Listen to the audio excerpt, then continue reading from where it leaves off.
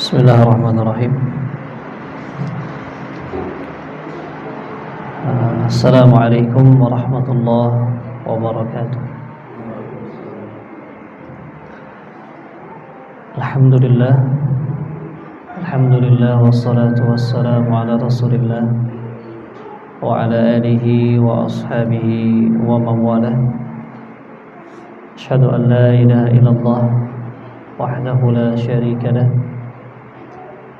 وأشهد أن محمدا عبده ورسوله لا نبي ولا رسول بعده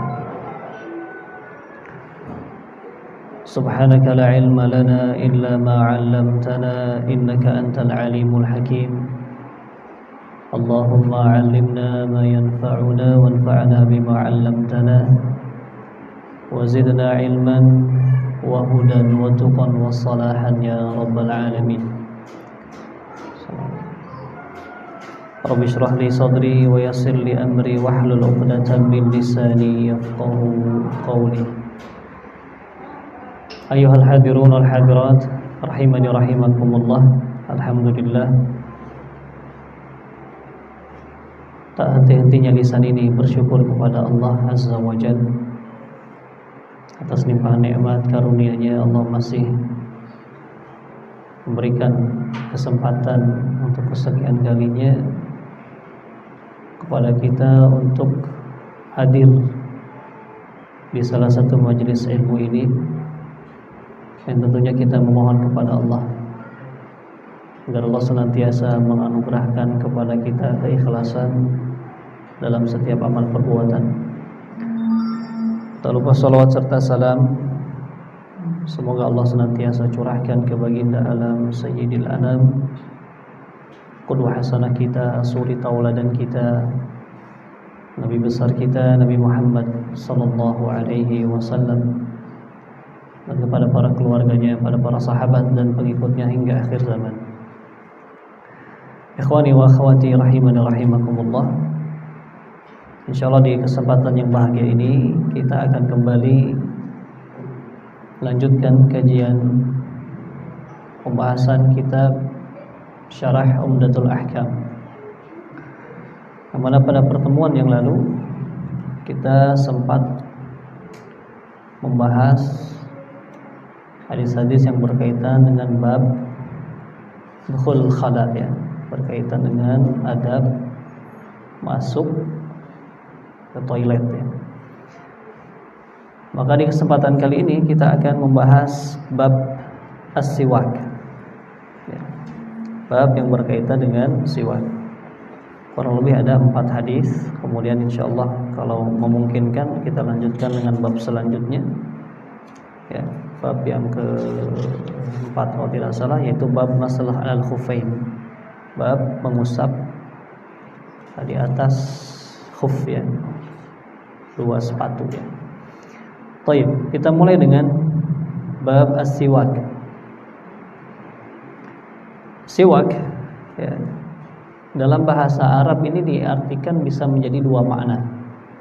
Jadi kalau dikatakan siwak dalam hadis-hadis itu bisa memiliki 2 makna. Yang pertama, siwak artinya itu sebagai alat untuk kita bersiwak, ya.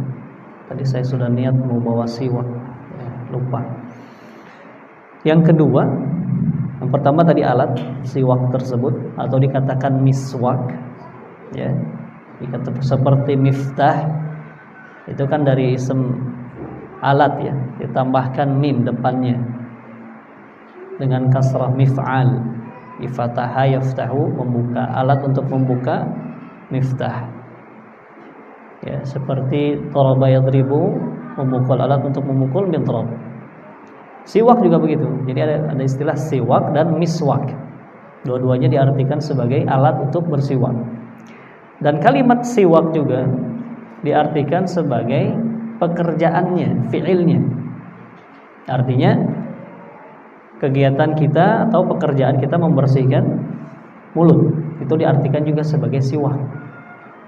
Nah, jadi terkadang kita mendapati siwak artinya sebagai alat, kedua siwak artinya sebagai perbuatan memakai siwak itu sendiri.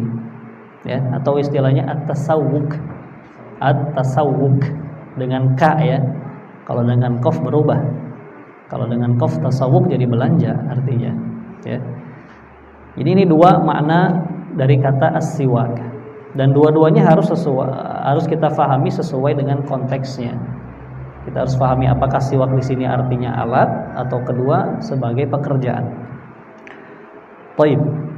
Hadis yang pertama diriwayatkan dari sahabat Abu Hurairah radhiyallahu taala an Abi Hurairah radhiyallahu anhu anna an-nabiy sallallahu alaihi wasallam qala laula an asyqa ala ummati la amartuhum bis-siwak inda kulli shalah. Nabi bersabda, laula an asyqa, seandainya, lau ya di sini, seandainya aku tidak memberatkan umatku, laula an asyqa, asyuq dari kata syaqqa, asli katanya itu masyaqqah, beban. Ya, kalau seandainya aku tidak membebankan umatku, ya, maka apa kata Nabi, la amartuhum bis-siwak inda kulli shalah, maka aku akan perintahkan mereka untuk senantiasa. Di sini apa siwaknya? Artinya adalah untuk membersihkan, bukan artinya yang pertama ya alat siwak, tapi pekerjaan. Aku akan perintahkan mereka untuk bersiwak, membersihkan mulut mereka, ya, setiap mereka hendak melakukan sholat. Nah, dari hadis ini kita bisa jelaskan bahwasanya Nabi Shallallahu Alaihi Wasallam pada dasarnya ingin memerintahkan, ya, karena kalau perintah jatuhnya ke menjadi wajib, ya, karena pada dasar kaidah usulnya itu al-amr yufidul wujub. Pada dasarnya setiap perintah itu, ya, artinya adalah sebuah kewajiban.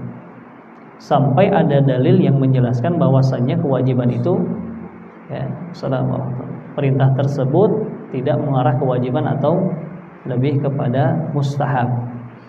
Ya.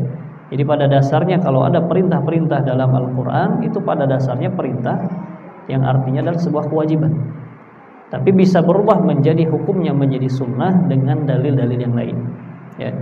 Nah di sini Nabi hendak memerintahkan umatnya untuk senantiasa bersiwak, membersihkan giginya, mulutnya setiap hendak sholat. Tapi Nabi dikarenakan Nabiur Rahmah, Nabi kita ini Nabi yang sangat penuh kasih sayang, sangat memperhatikan umatnya, tidak mau umatnya merasa terbebani. Ya. Karena kalau betul-betul diperintahkan menjadi perintah yang wajib, maka itu akan membebani umatku, kata Nabi. Dan Nabi faham itu akan menjadi suatu beban yang memberatkan kalau setiap mau sholat harus, ya, membersihkan mulut, bersiwak.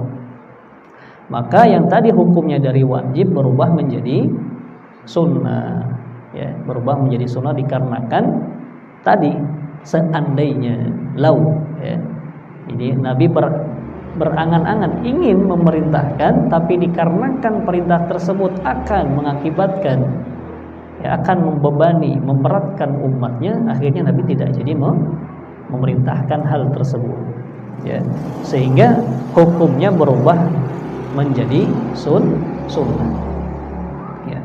Dan kaidah kita yang namanya sunnah itu ya tetap kita berusaha untuk kita amalkan, bukan dikarenakan sunnah lalu kita tinggalkan, ya. Bahkan dikarenakan itu sunnah maka kita kerjakan, dikarenakan mengamalkan sunnah itu, ya, akan mendatangkan pahala, mendatangkan berkah, menghidupkan, ya, sunnahnya Nabi Shallallahu Alaihi Wasallam. Taib. Jadi dari hadis ini ada beberapa faedah yang kita bisa ambil. Yang pertama, ditekankan, ya, disunnahkan, termasuk waktu yang dianjurkan, disunnahkan kita untuk bersiwak adalah ketika hendak melakukan sholat, ya. Jadi kalau memang tidak memberatkan kita dan kita bisa melakukannya, itu afdal. Setiap hendak sholat kita bersihkan mulut kita, ya. Dan di riwayat yang lain disebutkan ma'akulli wudu, setiap kita berwudu.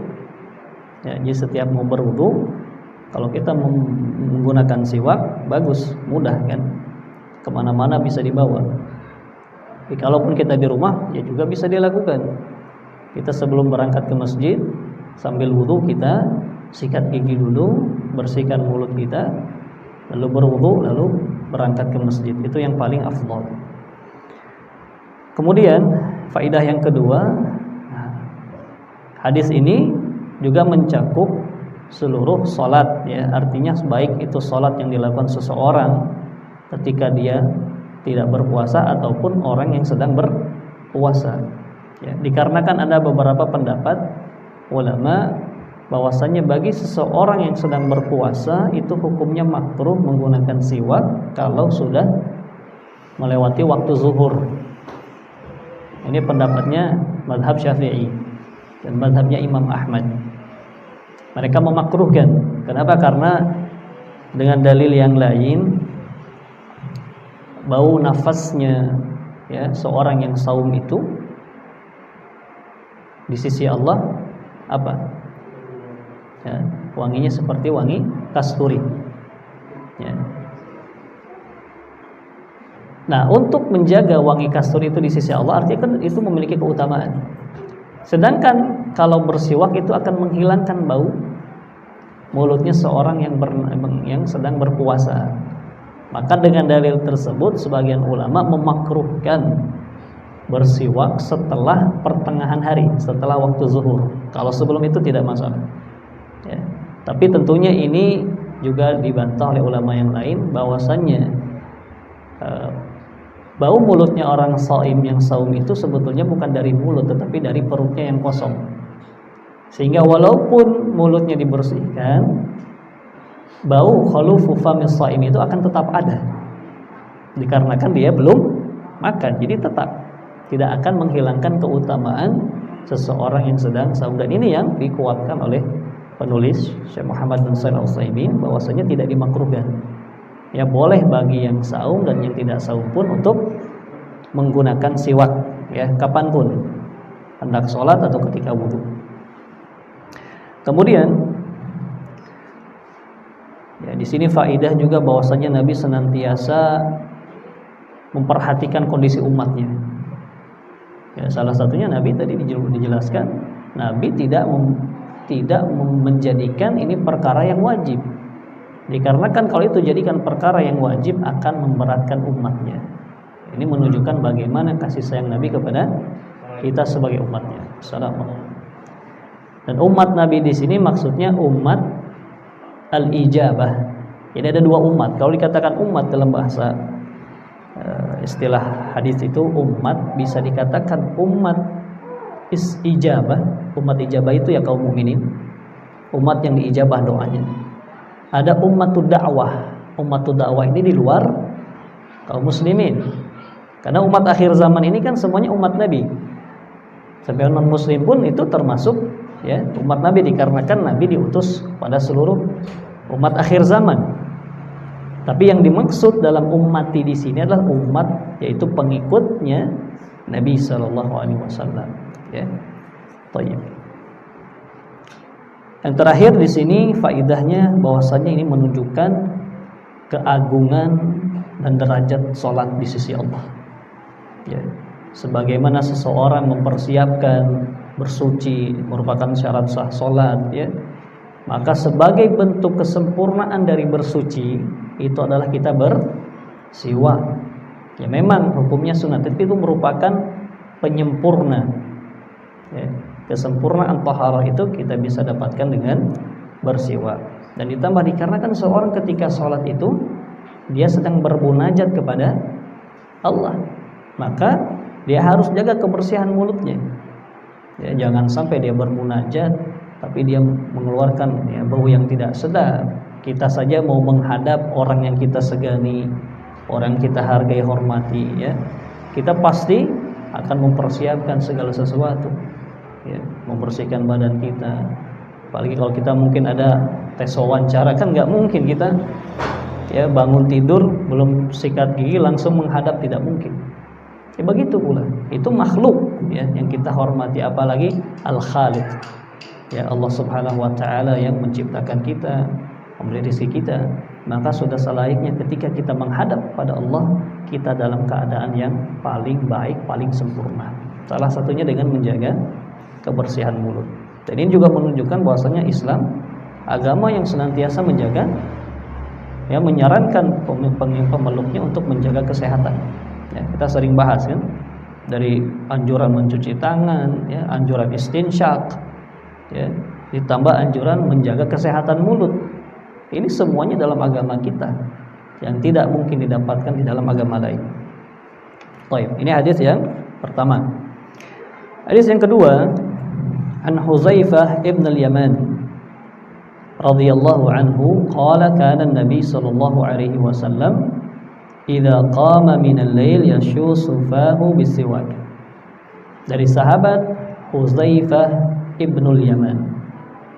Sahabat Huzaifah ibn al-Yaman ibn Jabir al-Abasi ini merupakan sahabat rahasianya Rasulullah. Ya, jadi julukan beliau itu sahibus sir Rasulullah sallallahu alaihi wasallam, sahabat rahasianya Rasulullah. Kenapa? Karena Rasulullah sering mengabarkan perkara-perkara rahasia yang tidak dikabarkan kepada sahabat lain kecuali kepada Huzaifah ibn al-Yaman. Salah satunya Rasulullah mengabarkan nama-nama orang munafikin, orang-orang munafik yang hendak mencelakai beliau di Ghazwatul Tabuk. Ya, ketika beliau hendak pulang dari Ghazwat perang Tabuk, kaum munafikun itu mereka mendirikan Masjid Dirar. Di situ mereka berusaha untuk mencelakai Nabi. Nah, datanglah Jibril mengabarkan kepada Nabi nama-nama orang munafikin. Dan yang diberitahu hanya Huzaifah dari kalangan sahabat. Maka beliau memiliki keutamaan yang dinamakan sahabat rahasianya Rasulullah. Ya, sampai Umar radhiyallahu taala pun tidak mengetahui perkara tersebut, sehingga sampai wafatnya Nabi. Kemudian Umar bertemu Huzaifah, beliau bertanya, ya, dengan beliau bertanya dengan sangat gelisah kepada Huzaifah, wahai Huzaifah, apakah Rasulullah menyebutkan namaku termasuk salah satu kaum dari orang munafikin? Itu Umar, ya, takut kalau dirinya termasuk golongan orang-orang munafik, padahal dia termasuk orang yang sudah dijamin masuk surga. Maka selayaknya kita takut pada diri kita, takut kalau selama ini ternyata iman kita ini hanya nampak dari luar saja, tapi di dalamnya penuh dengan kedengkian, penuh dengan ketidakridhaan. Kita takut kalau ada sifat-sifat kemunafikan pada diri kita. Ya, Umar saja takut, masa kita tidak takut? Maka kita harus berhati-hati dengan sifat kemunafikan. Kemudian sahabat Huzaifah ini beliau, ya, masuk Islam bersama bapaknya dan hendak untuk ikut dalam perang Badar. Ya, hendak ikut. Tapi qadarullah, ya, mereka tidak sempat, ya, dikarenakan dihalangi oleh kaum musyrikin. Kemudian mereka hendak juga mengikuti perang Uhud setelahnya, tetapi qadarullah bapaknya yaitu Al-Yaman ini terbunuh, dan yang membunuhnya kaum muslimin. Kenapa? Ya, tidak sengaja. Jadi kaum muslimin menyangka bapaknya Huzaifah ini musuh, kemudian lemparkanlah panah, akhirnya terbunuh bapaknya Huzaifah. Ya, maka terbunuh dengan tidak sengaja. Maka wajib di situ ada diyah, kan? Kalau terbunuh secara salah, ada di situ kewajiban membayar diyah, ya. Tapi Huzaifah tidak mengambil diyah tersebut. Huzaifah hanya, ya, bersedekah dengan diyah tersebut kepada kaum muslimin. Ya, kemudian keutamaan Huzaifah juga beliau mengikuti peperangan setelahnya, ya, dari perang Uhud, kemudian perang Ahzab, ya. Kemudian beliau radhiyallahu anhu juga mengikuti perang Khandaq, kemudian pembebasan kota Irak, dan beliau juga pernah diangkat sebagai gubernur oleh Umar untuk wilayah Al-Madain, ya. Kemudian beliau wafat di kota tersebut tahun 36 Hijriah. Ya, wafat tahun 36 Hijriah. 1 tahun setelah wafatnya Utsman ya. Baik. Apa yang dikatakan beliau? Karena Nabi sallallahu alaihi wasallam, bahwasanya Nabi sallallahu alaihi wasallam idza qama minal lail, kalau beliau bangun dari tidurnya, bangun malam, maka beliau akan yashusufahu, beliau akan membersihkan ya, membersihkan fahu, mulut beliau dengan siwak. Habis siwak di sini, siwak pengertian yang pertama atau kedua? Yang pertama, karena di sini alat. Ya, beliau akan membersihkan mulut beliau dengan siwak. Dan siwak ini kan kayu, ya. Kayu yang biasa digunakan di bangsa Arab itu jenisnya jenis kayu arak. Jadi tidak semua akar kayu bisa digunakan untuk siwak, jenis-jenis tertentu saja. Ya, kalau sekarang ya memang kalau tidak ada siwak maka insya Allah bisa dikiaskan ke sikat gigi ya. Itu fatwanya Syekh Al-Utsaimin. Jadi ketika kita membersihkan mulut kita, gigi kita, niatkan sebagai bentuk pengamalan siwak walaupun menggunakan sikat gigi dan pasta gigi. Tapi alhamdulillah sekarang sudah mudah ya mendapatkan siwak. Sudah mudah dan itu lebih afdal, dari segi kesehatan pun lebih baik. Taib. Jadi ini kebiasaan Nabi ketika bangun malam, beliau akan membersihkan ya yasusu di sini artinya tidak sekedar membersihkan, tapi beliau ya seperti memijat-mijat ya, menekan-nekan dengan siwaknya tersebut bagian gigi beliau, dan bukan gigi saja. Jadi siwak ini membersihkan mencakup gigi, gusi dan lidah. Sampai lidah, itu nanti kita akan bahas di hadis selanjutnya.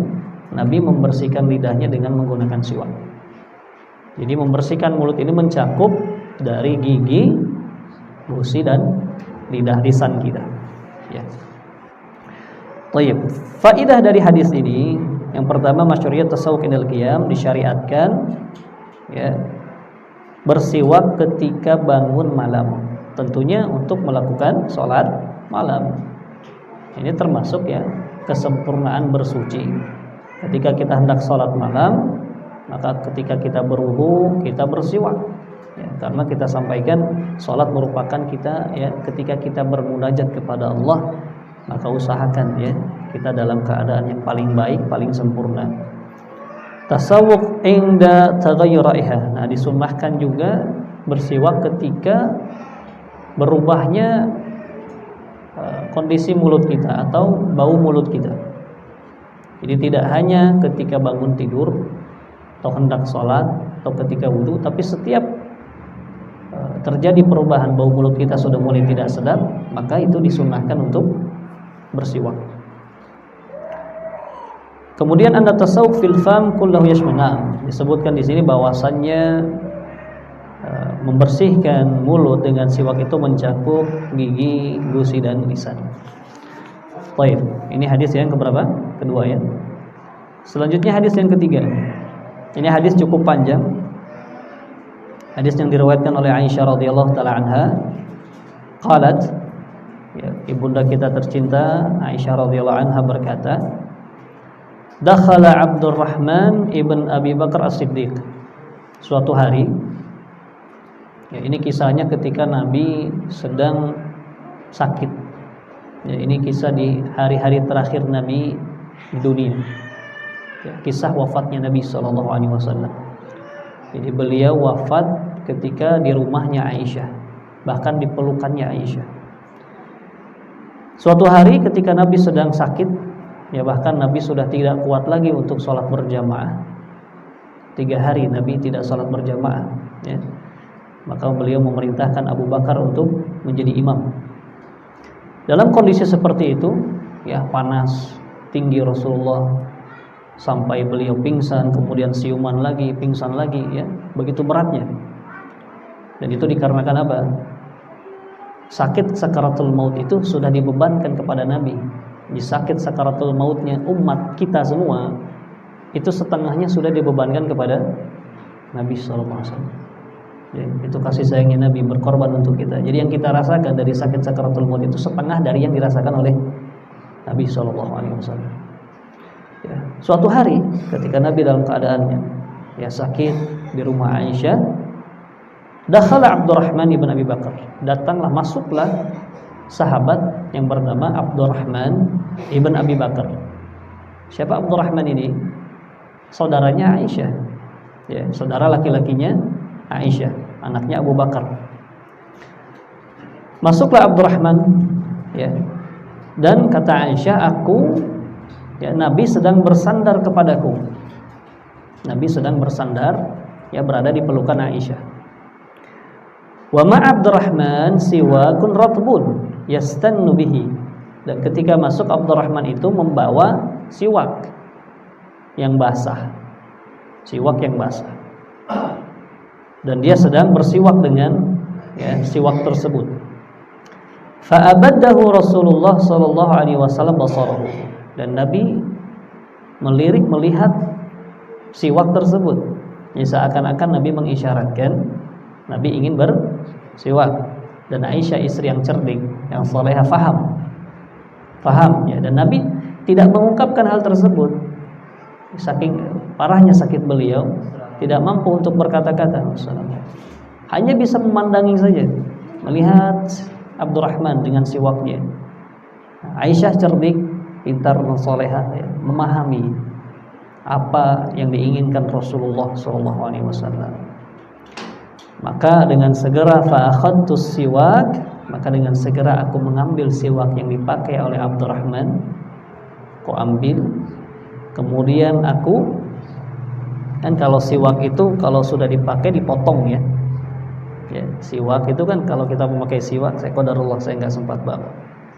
Jadi kalau pakai siwak itu jangan itu terus dipakai. 1 minggu itu terus. Tentunya ya itu bahkan menjadi ya tempat ya bakteri, kuman ya. Sehari pakai gunting. Sehari kita pakai potong. Ya terus. Jadi seminggu itu ya habis ganti lagi. Itu makanya itu lebih sehat dibanding sikat gigi yang kita pakai berbulan-bulan. Terbayang. Ya, sikat gigi terkadang 1 bulan, 2 bulan, 3 bulan kita nggak ganti-ganti, itu kan di tempat sarangnya kuman sebetulnya. Kalau siwak pakai gunting, jadi setiap antum bersiwak 1 hari itu gunting yang baru. Ya. Ya, begitu. Jadi jangan sampai siwak itu awet. Kalau siwak itu awet sebulan sama antum, artinya apa? Ya, kemungkinannya antum jarang pakai, antum sering pakai tapi antum jarang potong. Itu terus ya, karena sayang kalau sering potong cepat habis. Nah, Aisyah mengambil siwak tadi yang dipakai oleh Abdurrahman, kemudian beliau gigit ya untuk memotong bagian tadi yang dipakai Abdurrahman atau bagian ujung belakangnya, kan ada 2 ujung ya, bisa dipakai ujung yang lainnya. Kemudian beliau kupas dulu, karena kan ada kulitnya, siwak itu kulit luarnya yang keras, digigit oleh Aisyah. Sudah terbuka kulit luarnya, itu kan masih keras serabut dalamnya, oleh Aisyah dikunyah. Begitu cara memakai siwak. Bukan keras-keras antum gosokkan sakit, itu bisa berdarah ke gusi. Tapi antum kunyah dulu. Ya, dikunyah sampai lembut. Serabutnya itu sampai lembut. Itu yang dilakukan Aisyah. Ya, sudah lembut baru diberikanlah kepada Nabi sallallahu alaihi wasallam. Ya. Faqadimtuhu wa naqadtuhu wa tayyabtuhu. Ya. Aku buka siwak tersebut, aku kunyah dan aku perbaiki, aku lembutkan ya, siwak tersebut dengan gigiku, kata Aisyah. Kemudian aku berikan siwak tersebut kepada Nabi SAW, fastan Nabi. Kemudian beliau pun bersiwak menggunakan siwak tersebut. Fama ra'aitun Nabiyya sallallahu alaihi wasallam istanna istinanan ahsan minhu. Dan aku tidak pernah melihat Rasulullah ya, bersiwak lebih afdal ya dengan siwak ini. Ya, ketika itu beliau betul-betul menyempurnakan siwaknya. Ya, tidak buru-buru tapi betul-betul sempurna sekali. Ya, karena beliau mengetahui mungkin itu terakhir kalinya beliau akan bersiwak. Ya, karena beliau ingin menghadap Rabbnya dalam keadaan yang suci, bersih. Ya, dalam kondisi seperti itu saja Nabi masih ingat siwak. Itu menunjukkan apa? Perkara yang sangat dijaga oleh Nabi Shallallahu Alaihi Wasallam. Kita terbayang kalau kita sedang sakit parah, boro-boro ingat siwak, gitu ya. Ingatnya kita ya ingin cepat sembuh. Yang diingat mungkin ketika orang sedang sekarat, ya anak-anaknya gimana nanti ya, khawatir bagaimana istrinya. Kalau dia meninggal mungkin dia ingat hutang-hutangnya, dia ingat harta warisan akan dia tinggalkan. Tapi Nabi dalam kondisi seperti itu masih ingat ya untuk bersiwak. Itu menunjukkan bahwasanya Nabi senantiasa menjaga siwak tersebut dan menjaga kebersihan mulut beliau. Ya. Kemudian fama ada an faraga Rasulullah sallallahu alaihi wasallam rafa'a yadahu aw usbu'ahu thumma qala. Ya, setelah beliau selesai ya, bersiwak, kemudian beliau mengangkat tangannya, ya, mengangkat jarinya ke arah langit, ya, mengangkat satu jarinya usbu'ahu ke arah langit sambil berkata fir rafiqil a'la, ya, bersama zat yang maha tinggi, di tempat tertinggi yaitu Allah Subhanahu wa taala. Ya. Di riwayat lain beliau itu sedang diberikan pilihan.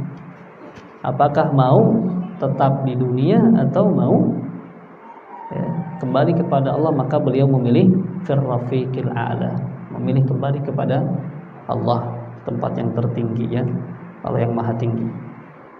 Salasan tsumma qada, beliau mengucapkan itu 3 kali fir rafiqil a'la, bersama Allah yang maha tinggi, bersama Allah yang maha tinggi. 3 kali kemudian beliau wafat. Jadi itulah perkataan terakhir beliau ketika beliau sebelum wafat, ya. Dan tentunya banyak sekali wasiat-wasiat beliau sebelum wafat, ya. Salah satunya wasiat beliau untuk menjaga salat, ya. As-salatu as-salah. Senantiasa beliau mewasiatkan ketika beliau sedang sakit. Wa ma malakat aymanukum. As-salatu as-salah wa ma malakat aymanukum. Jaga salat kalian, jaga salat kalian. Dan perhatikan budak-budak kalian. Jangan kalian zalimi. Termasuk orang-orang di bawah tanggung jawab kita. Ya. Salat dan perhatikan tanggung jawab engkau terhadap orang-orang di sekitarmu. Ya. Karena Nabi tahu perkara yang akan pertama kali dihilangkan atau mudah dilalaikan, yang dilalaikan oleh umatnya adalah salat. Ya, maka ingat senantiasa wasiat Nabi ketika beliau wafat, sebelum wafat adalah agar kita menjaga salat kita. Ya, ingat, sehingga kita ketika salat pun kita ingat wasiat terakhir Nabi. Artinya ini perkara bahagia tidaknya kita tergantung salat kita. Ya, dan salat merupakan amalan yang pertama kali dihisab. Salat kita beres, insya Allah bahagia dunia akhirat. Di salat masih banyak masalah, permasalahan dunia dan akhirat, ya.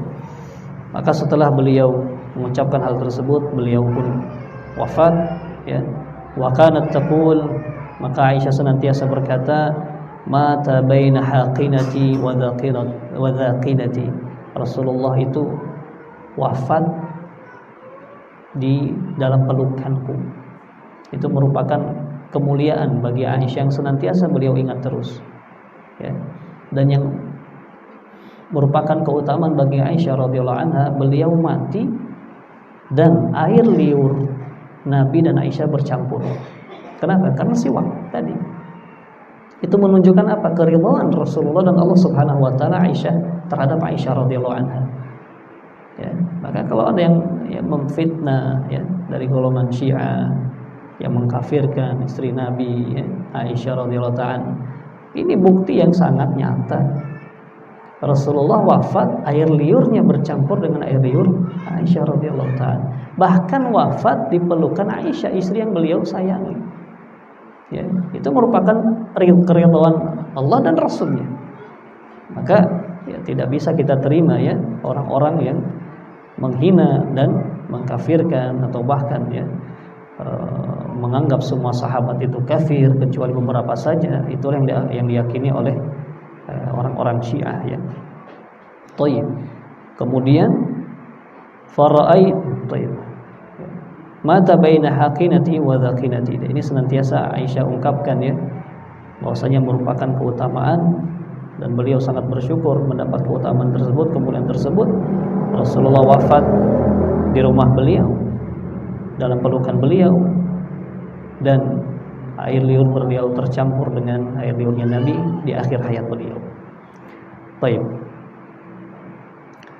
Dari hadis ini banyak sekali faidah ya yang kita temukan. Yang pertama, mahabbatun Nabi sallallahu alaihi wasallam siwak. Begitu cintanya Nabi terhadap siwak.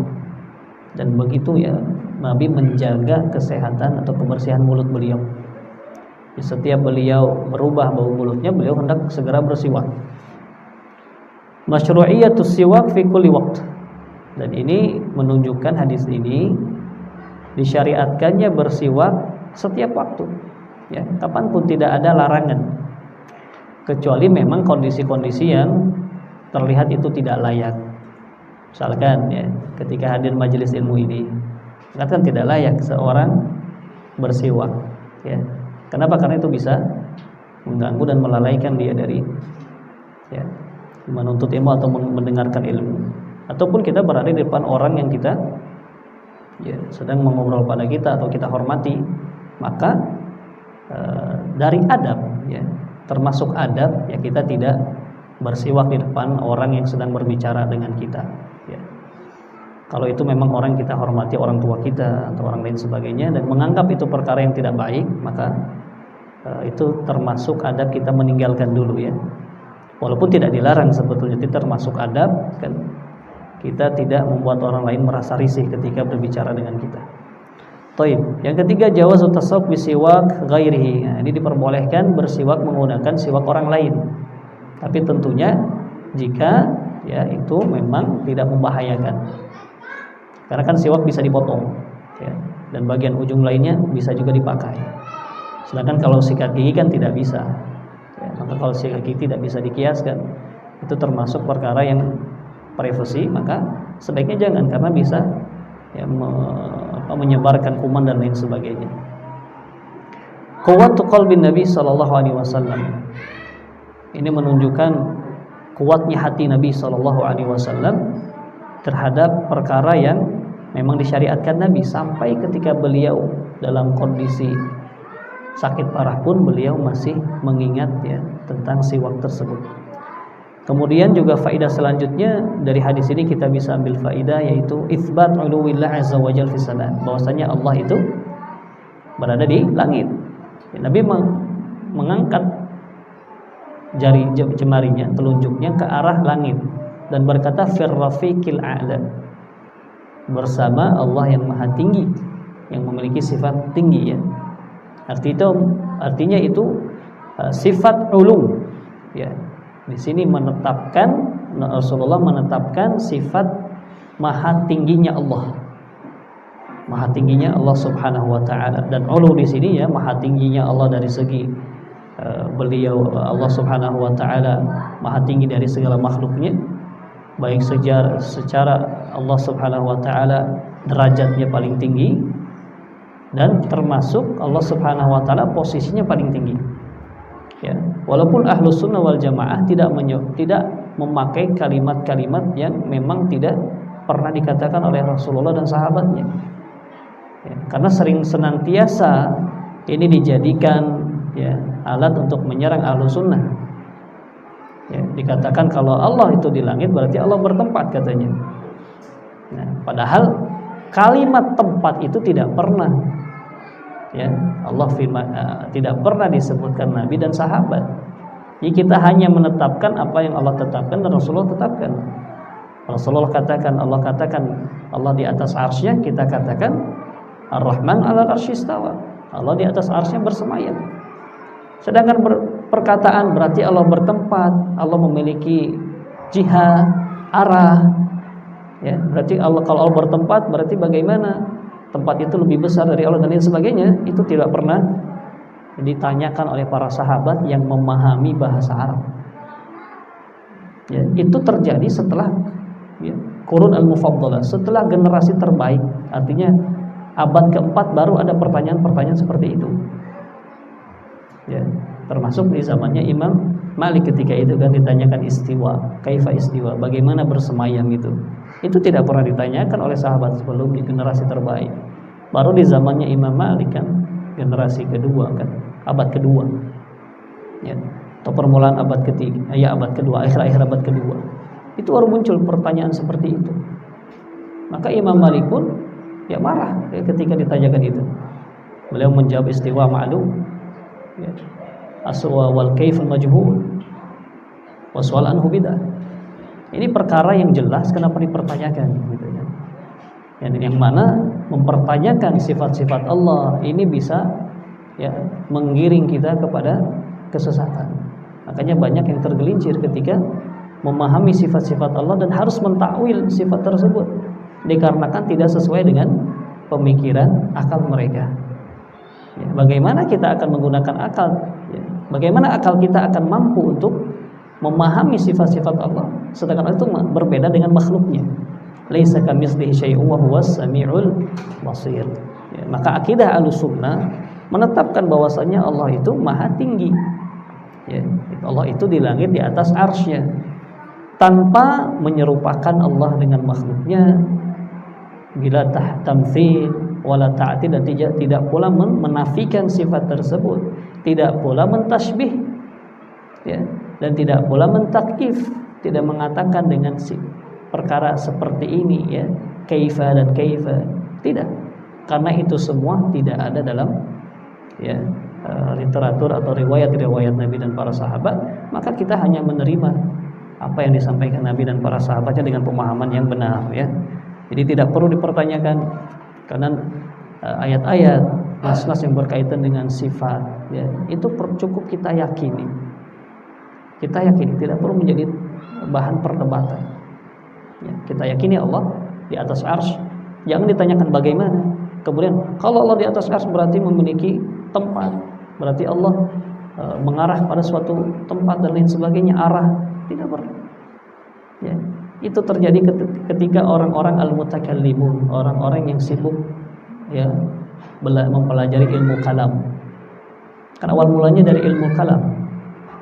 Ketika ilmu kalam, filsafat itu masuk ya, dipelajari oleh ulama-ulama muslim, diterjemahkan kitab-kitab dari Yunani ya, Aristo ya, dan Plato, itu masuk ke dunia Islam. Dari situlah mulai musibah yang besar ini sampai sekarang ya.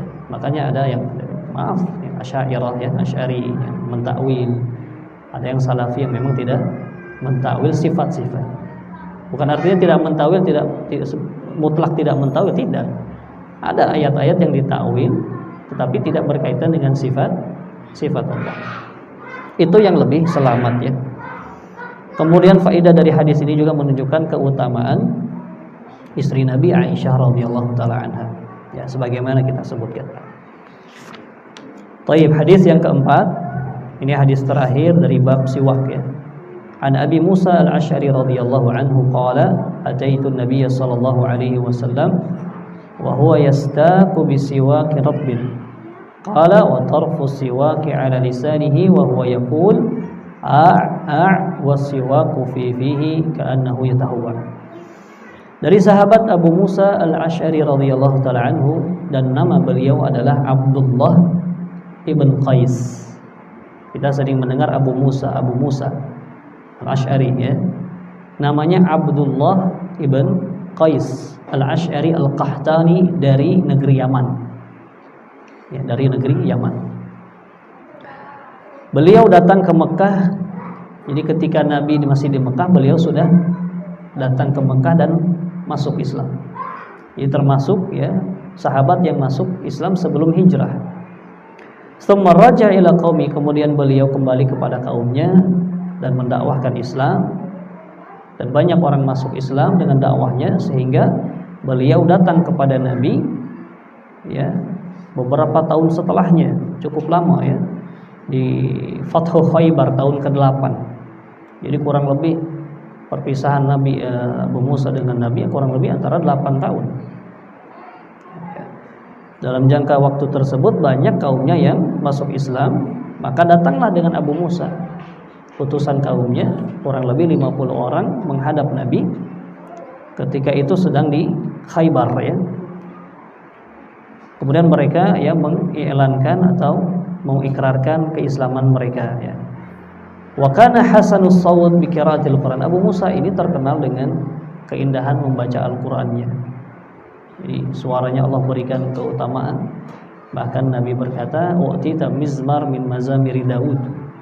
Engkau telah diberikan oleh Allah keindahan suara seperti suaranya Daud alaihissalam. Jadi ketika membaca Al-Qur'an, memang orang-orang Yaman dari terdahulu sampai sekarang itu terkenal dengan keindahan suaranya ya. Salah satunya Abu Musa al-Asy'ari.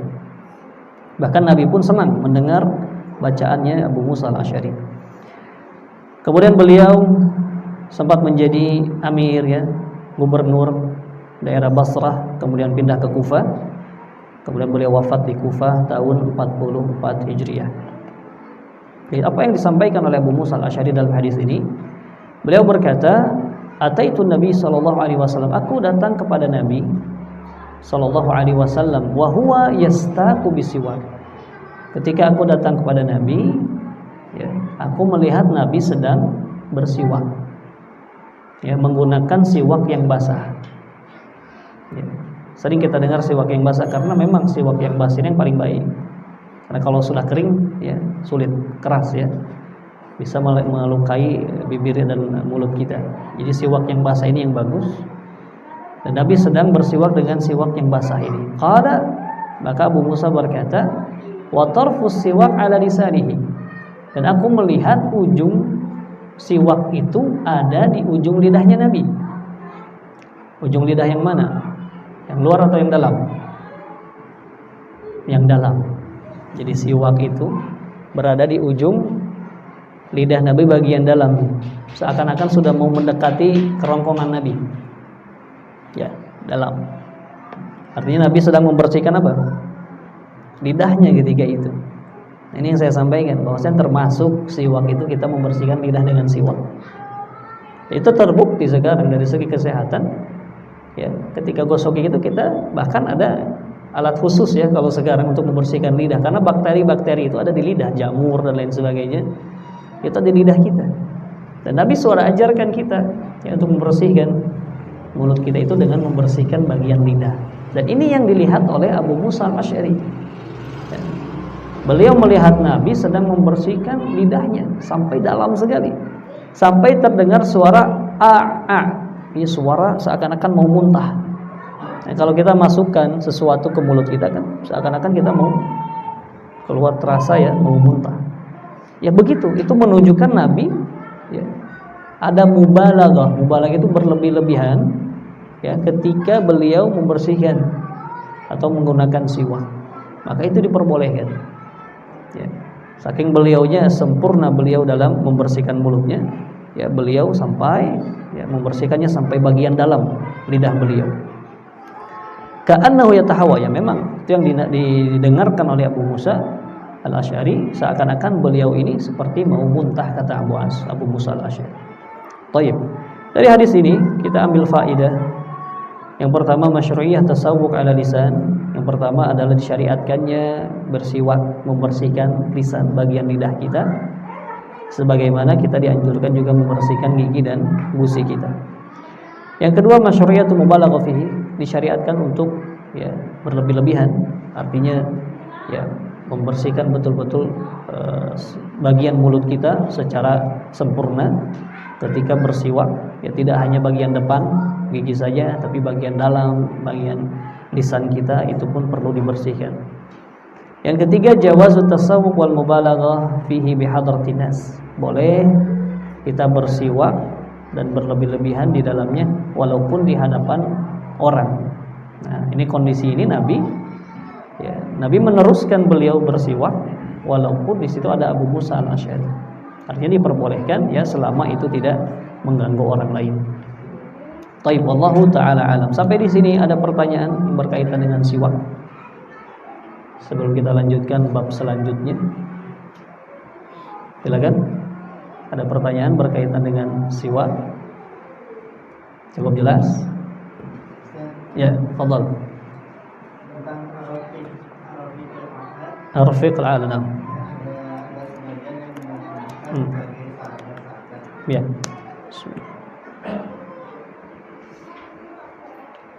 Ya, Ar-Rafiq itu kan artinya sahabat yang menemani. Yang menemani, artinya di sini yang menemani adalah Allah Ar-Rafiq Al-A'la, sifatnya Al-A'la yang maha tinggi. Dan yang dijelaskan oleh yang kitab saya baca, ya, termasuk kitabnya Syekh Utsaimin, kitab Syarh Umdatul Ahkam untuk Sa'ad Asy-Syithri, termasuk Ihkamul Ahkam, kebanyakan berkata Ar-Rafiq di situ artinya Allah Subhanahu wa taala. Ya, jadi beliau memilih untuk menjadi pendampingnya Allah yang maha tinggi di surganya Allah. Kalau artinya sahabat, maka akan menggunakan jamak rufaqa. Ya. Tapi ini kan menggunakan mufrad rafiq. Ya, ar-rafiq al-a'la artinya satu, yaitu Allah Subhanahu wa taala. Wallahu a'lam. Itu yang lebih zahir, lebih jelas bahwasanya beliau memilih fir rafiqil a'la, yaitu bersama Allah Subhanahu wa taala yang maha tinggi. Ya. Ya, walaupun itu tidak menafikan, ya, bahwasanya sahabat pun akan dikumpulkan dengan Nabi. Sebutkan dalam surat Al-An'am ayat 69, "May yuti'illaha wa rasulahu fa ulaika ma'al ladzina an'ama Allahu 'alaihim minan nabiyyin wasyuhada'i was-shalihin wa hasuna ulaika rafiqa." Itu kan sama rafiq juga. Dan mereka sebaik-baik teman sahabat. Siapa? As-siddiqun, para nabi dulu. Orang-orang yang diberikan nikmat itu, ini tafsirnya ayat ihdinas siratal mustaqim. Siratal ladzina an'amta 'alaihim, jalan yang engkau beri nikmat. Siapa? Orang yang diberi nikmat oleh Allah dalam surat An-Nisa 69. Itu orang-orang yang taat kepada Allah dan Rasulnya dari kalangan para nabi, para siddiqin, ya, yang membenarkan, termasuk Abu Bakar As-Siddiq di situ. Was-shalihin, ya, maka minan nabiyyin was-siddiqin was-shalihin wa hasuna ulaika rafiqa. Ya, wasyuhada'i shalihin. Maaf, minan nabiyyin was-siddiqin wasyuhada'i was-shalihin. Ya. Siddiq dan para syuhada dan orang-orang saleh. Maka itulah merekalah sebaik-baik teman. Hasuna ulaika rafiqa. Ya, bisa wallahu a'lam. Ya. Itu tidak menafikan bahwasanya Nabi juga berkumpul dengan para sahabatnya di surga. Wallahu taala a'lam bissawab. Baik, ada pertanyaan lagi? Baik, kita lanjutkan ya. Bab selanjutnya yaitu bab al-masah 'alal khuffain. Bab mengusap, ya, kedua sepatu, ya, sepatu dari kulit. Al-khuff, ya, apa arti khuff di sini? Khuff itu adalah sepatu yang terbuat dari kulit. Dan dulu orang-orang terdahulu senantiasa memakai, ya, khuff ini khususnya ketika kondisi udara dingin, ya. Dan bahkan mereka pun kalau berpergian jauh memakai khuff, ya, karena lebih tahan, lebih kuat dari kulit, ya. Dan termasuk kemudahan syariat kita, ya. Kita diperbolehkan untuk berwudu dan mengusap di atas alas kaki kita. Kalau kita pakainya khuf, yang jenis khuf, ya, kulit, ya, boleh diusap. Dan ini yang khuf yang menutupi mata kaki. Jadi ada syarat-syarat khuf seperti apa yang boleh diusap dan mana yang tidak boleh diusap. Salah satu syaratnya harus menutupi mata kaki. Dan juga harus kita pakai ketika dalam kondisi sudah bersuci. Nanti akan kita bahas, ya. Kemudian juga bisa dikiaskan dan tidak hanya, ya, sepatu kulit, tapi juga dikiaskan semua yang menutupi, ya, kaki, termasuk kaos kaki, ya. Maka ketika kita memakai kaos kaki, kita pakai sebelumnya dalam keadaan bersuci, kemudian batal kita mau berwudu, maka diperbolehkan ketika berwudu, ya, kita berwudu seperti biasa. Kemudian ketika sampai ke, ya, rukun yang terakhir untuk mencuci kaki, tidak kita cuci, kita ambil air, kita, ya, buang airnya, kita usapkan sisa-sisa air yang ada di tangan kita ke daerah punggung kaki kita, ya, yang sudah terpakai kaos kaki dan yang membungkus yang lainnya, ya, bukan bagian bawah, ya, bagian atasnya. Dan ini menjadi pertanyaan, kenapa kok bagian atas padahal yang kotor bagian bawah, Apa kata Ali, "Lau kana ad-din bir-ra'yi la kana asfalul kuf aula bimashi min a'lahuma." Kata Ali radhiyallahu anhu, kalau seandainya agama ini dengan akal, ya, dengan ra'yi, dengan pikiran kita, maka yang lebih utama diusap itu bagian bawah alas kaki, bukan bagian atas. Artinya agama ini bukan dengan akal pikiran, tapi dengan wahyu. Kalau sudah berbicara tentang agama, maka jangan pakai, ya, akal pikiran kita, jangan kita kedepankan dari wahyu. Ya, seakan-akan wahyu ini nggak sesuai dengan zaman ini. Ya, wahyu ini nggak sesuai, nggak cocok dengan pemikiran kita sekarang, orang modern. Nah, itu kita sudah mendahulukan akal. Kalau sudah berbicara agama, maka dahulukan wahyu dari Allah dan Rasulnya, walaupun itu seakan-akan menyelisihi akal pikiran kita. Karena banyak perkara-perkara yang kita tidak bisa pahami dengan akal kita, itu menunjukkan lemahnya akal manusia, terbatas. Ya, perkara azab kubur saja, apakah bisa dijelaskan dengan akal? Tidak bisa. Perkara ruh, sampai sekarang ruh, ada yang bisa menjelaskan hakikatnya seperti apa? Gak ada. Ulama-ulama sekarang, ya, para ilmuwan, gak ada yang bisa menjelaskan ruh itu seperti apa. Masih misteri. Mereka bisa membuat jasad mirip sekali dengan manusia, mirip sekali. Ya, dari kelenturan kulitnya, ya, dari kelembapan, matanya, segala macam. Sampai robot yang sekarang yang tercanggih pun sudah mirip manusia. Tapi kan ya nggak bisa ruh, mereka ciptakan ruh. Itu masih menjadi penelitian, ya. Jadi tidak bisa kita capai dengan akal. Dari itu kata Ali, kalau masalah agama ini jangan pakai akal.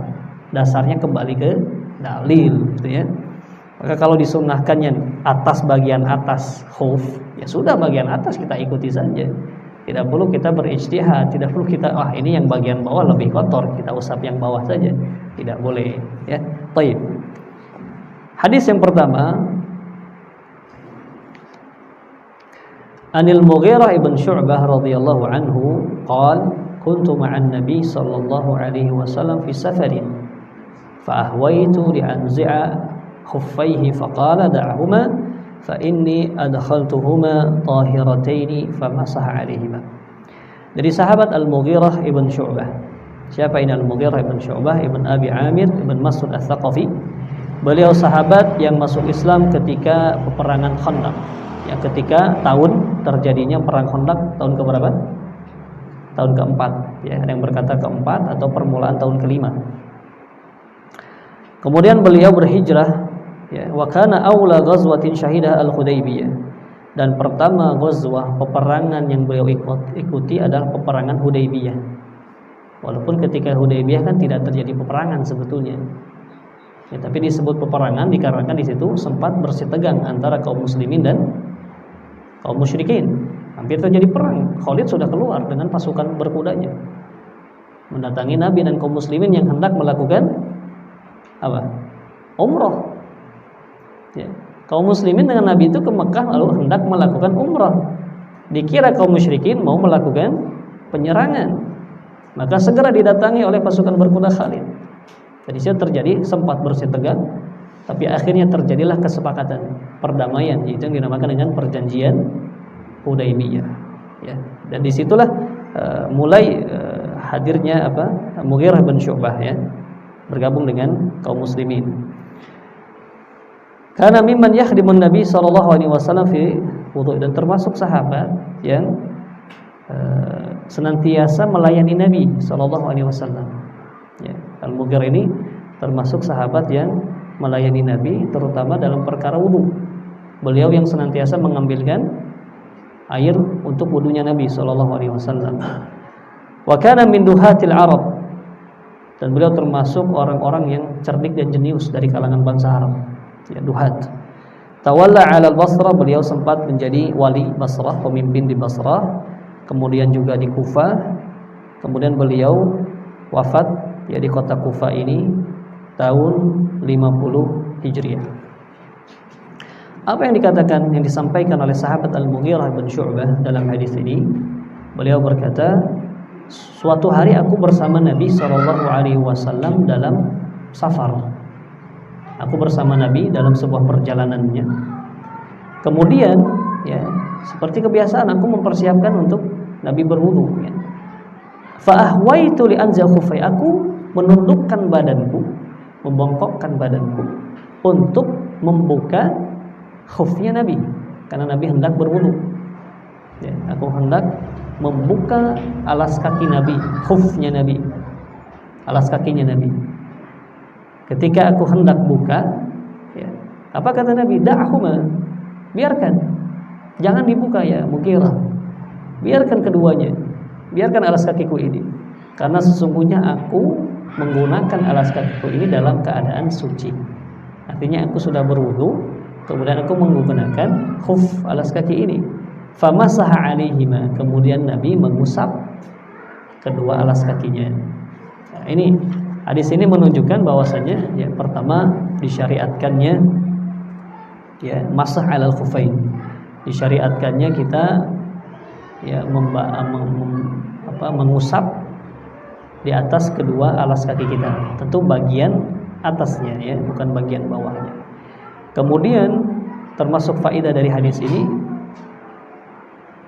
annal masah alaihima liman kana labisan lahuma afdal min khal'ihima, ya. Dan yang paling utama adalah ketika seseorang memang meniatkan memakai alas kaki, maka afdalnya bagi dia adalah mengusap di atas alas kaki tersebut, ya.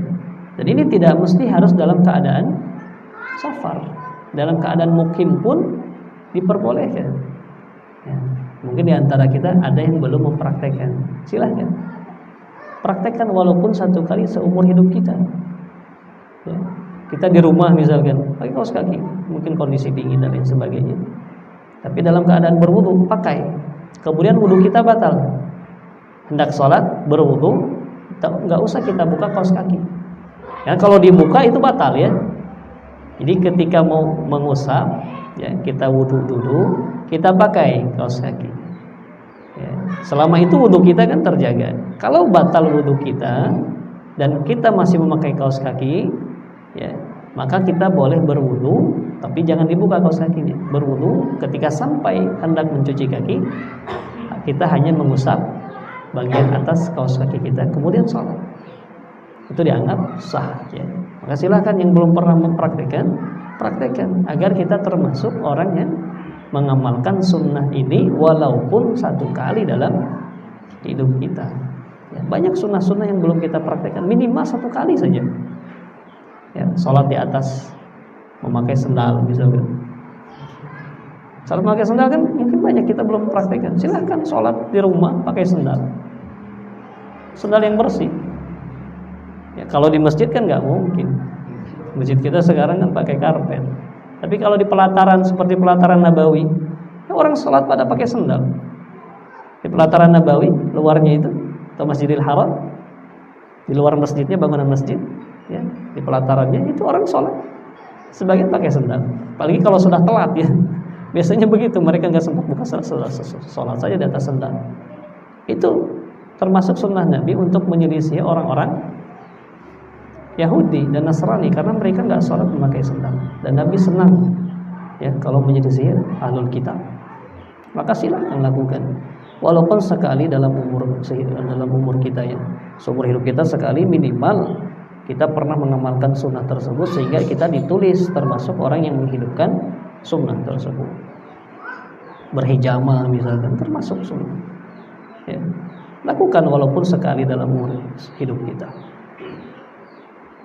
Faedah selanjutnya, annahu la yamsa 'alaihima illa idza labisahum 'ala taharah. Bahwasanya tidak boleh kita mengusap di atas, ya, alas kaki kita kecuali kalau kita menggunakannya, ya, sebelum menggunakan kita sudah bersuci. Ini kan syaratnya. Jadi kalau kita belum bersuci, sudah pakai kaos kaki tapi belum wudu, terus mau wudu, karena nggak boleh kita mengusap kedua alas kaki kita, karena ketika memakai kita belum bersuci. Jadi syaratnya adalah bersuci terlebih dahulu kemudian pakai. Ketika batal wudunya, maka silahkan diusap di atas kedua alas kakinya, ya. Husnul khuluqun Nabi. Di hadis ini juga kita mengambil faedah begitu indahnya, istimewanya akhlak Nabi SAW. dan bagaimana cara beliau mengajarkan kepada Al-Mughirah. Ya, beliau tidak memaki atau bagaimana, tapi beliau hanya ya berkata, biarkan saja, karena aku sudah memakainya dalam keadaan suci. Kemudian mengajarkan cara mengusap ya khuffain tersebut. Kemudian juga keutamaan Al-Mughirah, sahabat Mughirah, beliau senantiasa melakukan khidmah, ya, melayani Nabi SAW. Yang merupakan keutamaan. Jawazul isti'anah bi ghairihi fi taharah. Diperbolehkan kita meminta bantuan orang dalam perkara at-taharah. Sudah kita bahas ya, hadisnya Ibnu Abbas waktu itu. Ya, Nabi ketika hendak melakukan qada hajat, ya, maka Ibnu Abbas dan anak kecil lainnya membawa seember air. Itu diperbolehkan kita meminta pertolongan orang dalam perkara bersuci. Ya, di sini termasuk menghadirkan air atau menuangkan air. Ya.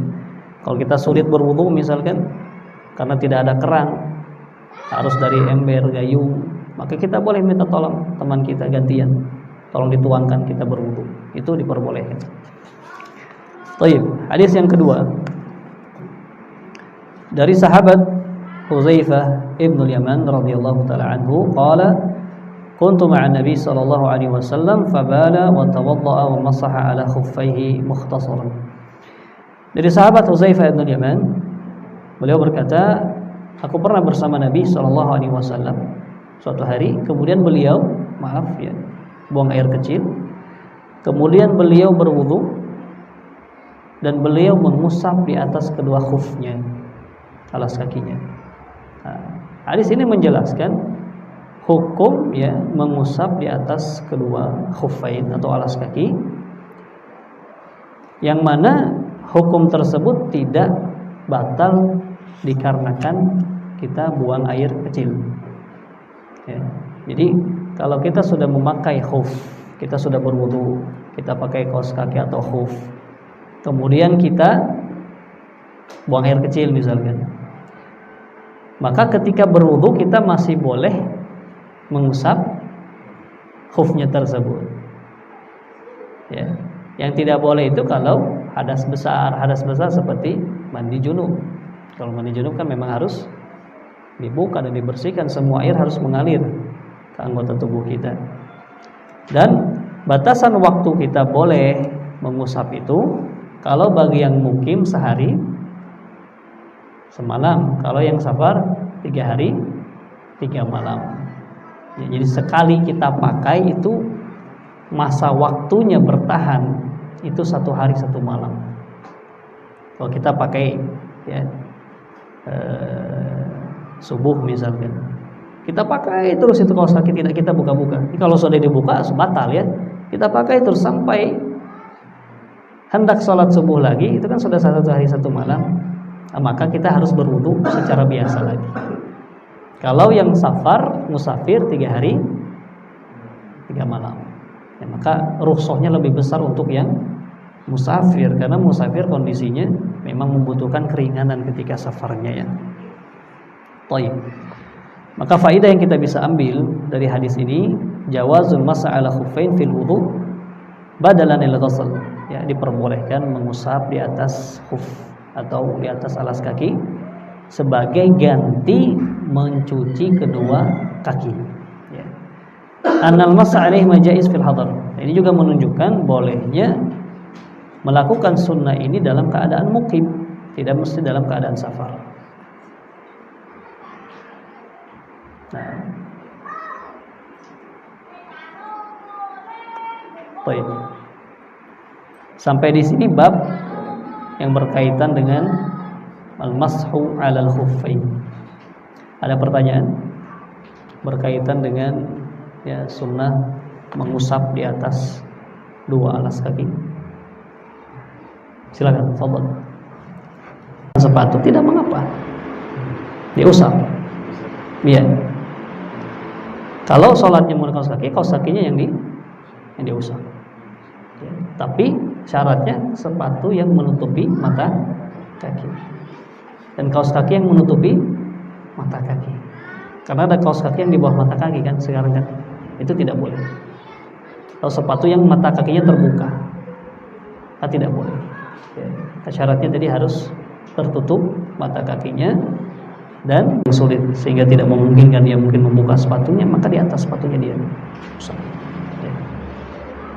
Baik, pertanyaan lainnya? Sampai mana, Ustaz? Ya. Kalau mengusapnya sampai Mengusapnya sampai punggung kaki saja. Ya, dari depan diusap begini sampai pergelangan kaki ya, pergelangan kaki, punggung kaki, dari ujung jemari sampai ke pergelangan kaki. Ya, dilebihkan sedikit tidak mengapa. Ya, tata caranya boleh satu-satu, dan najis maka tidak boleh harus dicuci. Tapi kotornya hanya kotor tanah, kan bukan najis, tidak mengapa. yang nempel gitu kan. Ya, sebaiknya dibersihkan ketika sebelum wudu. Ya, kan kalau kita mungkin di kaos kaki kita ada tanah dan lain sebagainya, bersihkan sebelum wudu dulu. Ketika wudu yang diusap bagian atas. Ya, kalau sudah diusap bagian atas, misalkan kita bersihkan bagian bawah, ya tidak mengapa, karena kita sudah beres dari wudu kan. Jelas ya? Ya, Allahu a'lam. Masih ada penting ya. Ini kalau yang diucap itu kan untuk sholat ya. Itu misalkan untuk sholat di mana itu maksudnya gitu kan, sholat di masjid kan masa masuk ke masjid pakai sepatu gitu kan, untuk kemana kan enak gitu kan. Ya. Duduk tahu itunya gitu lah. Untuk di mana dilaksanakannya? Sholat menggunakan alas kaki.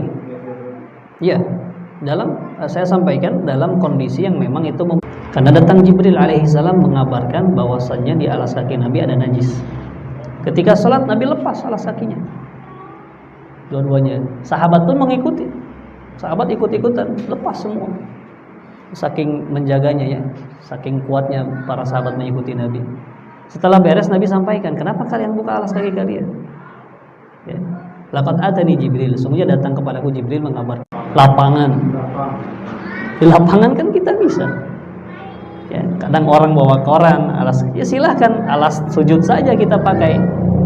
Sedangkan kakinya kita pakai sendal misalkan, atau pakai sepatu. Ya, sebagai bentuk itu menyelisihi ahlul kitab. Ya. Wallahu a'lam bishawab. Ya. Dan jangan orang ya memaksakan melakukannya di dalam masjid. Sunnah. Masjid juga. Kalau kita pakai sendal ke dalam masjid, itu bisa mengotori masjid yang kondisinya sekarang memakai karpet kebanyakan. Allahu a'lam bishawab. Sampai di Nabawi pun orang nggak ada yang berani pakai sendal ke dalam Masjid Nabawi. Ya sama askarnya penjaga pintunya sudah harus suruh dibuka terlebih dahulu gitu kan. Iya, Allahu a'lam. Baik, masih ada pertanyaan? Boleh, silakan. Pakai sepatu pakai tali yang kurang jelas ya. Apakah yang pakai kaos kaki? Dia kulit. Kalau sekarang masih ada yang menjual khuf itu ya. Kalau di Nabawi itu masih ada yang menjual, cuman ya bentuknya lebih modern lah. Ada sletingnya. Tapi dia dari kulit. Dan biasanya itu tidak digunakan begitu saja, tapi memakai alas lagi. Jadi sebagai pengganti kaos kaki. Jadi orang memakai khuf, ya, dia biasanya pakai sendal lagi. Ya, dia tidak berjalan menggunakan khuf itu. Kalau di zaman dulu memang dipakai jalan, ya, sampai di perperangannya. Ya, jadi kalau sholat menggunakan, memang kondisinya harus menggunakan sepatu, sulit membukanya misalkan, maka bagian atas. Kalau memang tidak bisa dibuka sepatunya, ya, maka bagian atas sepatu itu yang diusap. Ya. Tapi kebanyakan sekarang kan bagian yang memang langsung berhubungan dengan kaki kita. Bagian dalam artinya kaos kaki, bagian daerah betis kita agak tinggi modelnya. Dan alasnya itu tipis. Ya, tidak seperti alas sendal kan alasnya tebal. Dia alasnya tipis. Maka orang yang memakai khuf itu dia pakai sendal lagi kalau jalan itu. Jadi ketika sholat ya dia buka sendalnya, dia usap.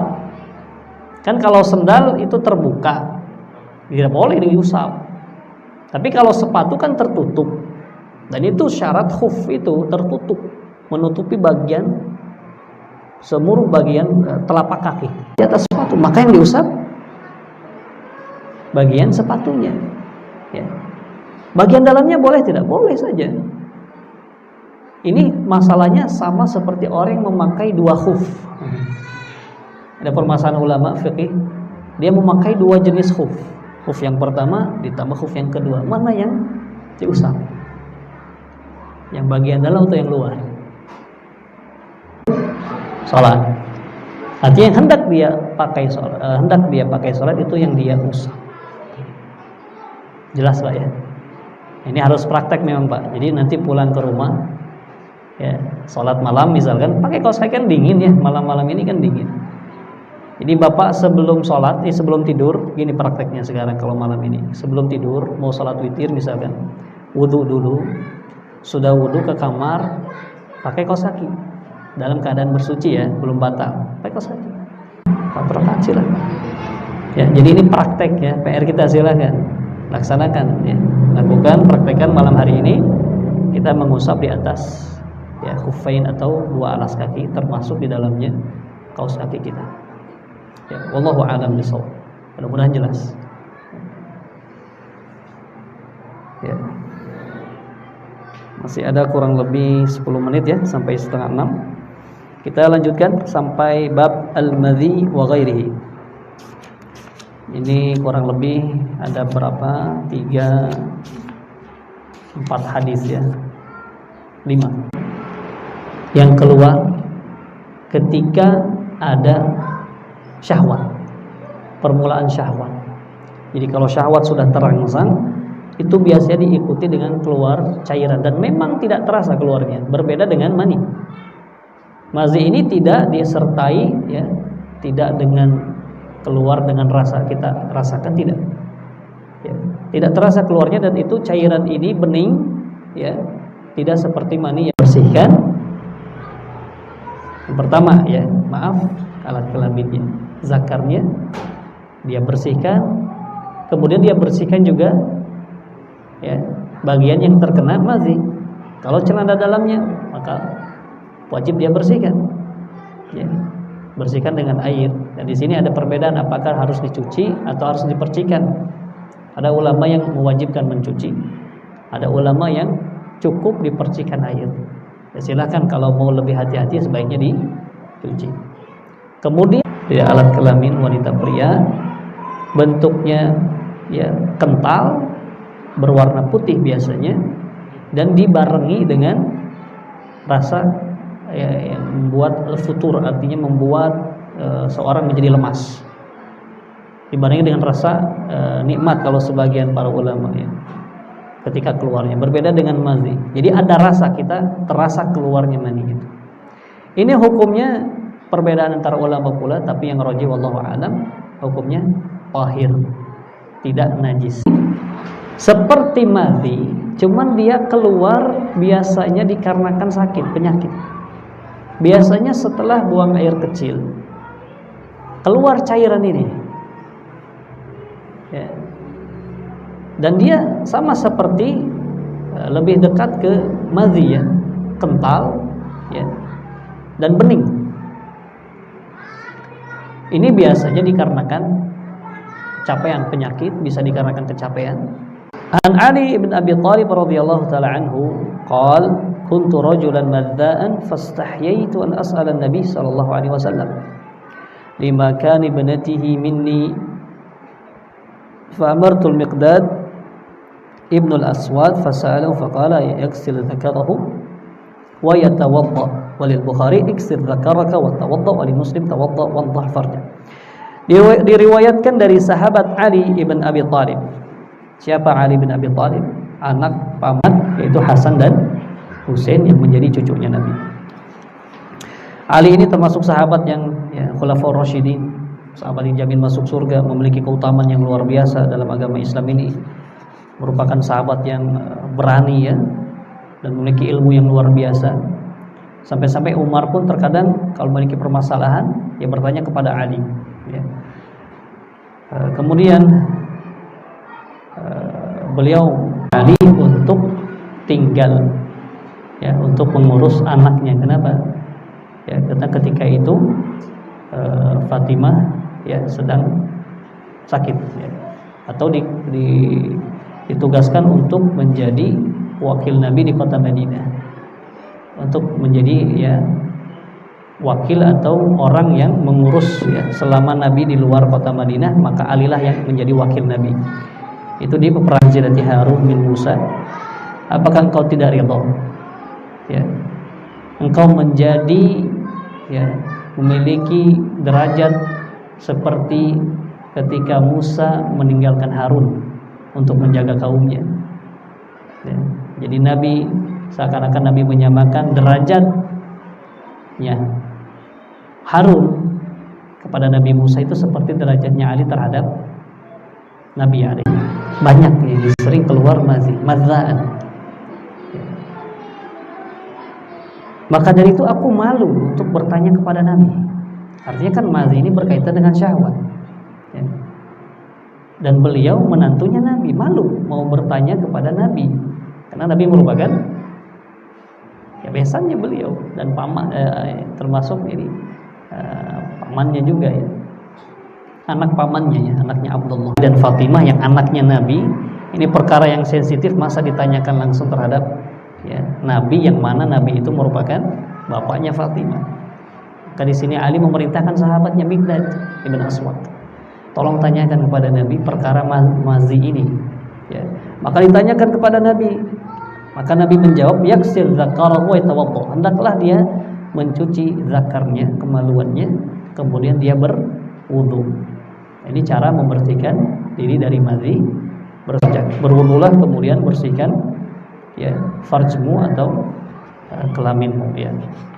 Jadi kita ambil manfaat atau fawaid dari hadis ini. Yang pertama ya, jawazul ikhbar insan an nafsihi, bolehnya mengabarkan seseorang tentang perkara yang itu merupakan untuk apa? Untuk kemaslahatan, untuk mendapatkan jawaban. Ini kita boleh mengabarkan perkara-perkara pribadi kita pada orang, misalkan kita curhat, dan untuk mencari solusi. Tapi tentunya cari orang yang memang bisa dipercaya, yang amanah ya, yang tidak membocorkan rahasia kita. Annahu yajuz lil insan an la yubashir su'alan. Boleh, ini dari hadis ini kita mengambil faidah, boleh untuk seseorang untuk tidak langsung bertanya dikarenakan ya ada rasa mazi zakar secara keseluruhan dari mazi. Jadi ketika mencuci membersihkan tadi, seluruh bagian zakar harus terkena air ya, harus terkena air. Annal madhi naqidul wudu, bahwasanya mazi ini membatalkan wudu ya. Kalau dalam keadaan wudu keluar mazi, maka wudu kita batal, harus diulang. Kemudian terakhir adalah keutamaan Ali radhiyallahu taala anhu, karena beliau termasuk sahabat yang memiliki keutamaan yang luar biasa dan malu ya. Artinya di sini memang memiliki sifat malu, yang malu di sini malu yang baik, adalah pemalu yang mustahi ya. Maka jangan ada sifat sombong, jangan juga kita malu sehingga malu itu menghalangi kita untuk mendapatkan ilmu. Itu malu yang tercela. Tapi kalau malu dikarenakan ya malu karena aib kita, malu dikarenakan ini tidak sesuai dengan adab akhlak, itu malu yang terpuji ya. Wallahu taala a'lam bishawab. Sampai di sini yang bisa kita bahas ya. Mudah-mudahan apa yang kita bahas singkat ini bermanfaat.